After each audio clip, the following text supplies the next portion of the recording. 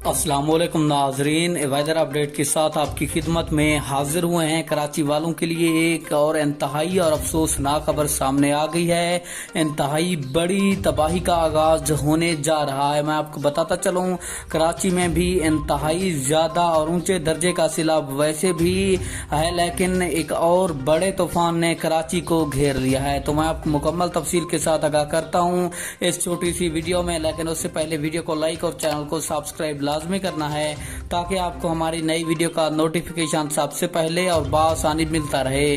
तो आपका कीमती वक्त जाया किए बगैर बढ़ते हैं वीडियो की जानेब। आपको बताते चले, कराची से अफसोसनाक खबर सामने आ रही है। महकमा मौसमियात की रिपोर्ट के मुताबिक कराची में इससे भी ज्यादा और खतरनाक तरीन बारिशी स्पेल दाखिल आज शाम को हो जाएगा, जिसके बाइस पूरा कराची भी डूब सकता है। यानी कि ऊंचे दर्जे का सैलाब आ सकता है कराची में, और जो मुकम्मल इसको काबू पाने के लिए इकदाम हैं वो किए जा रहे हैं।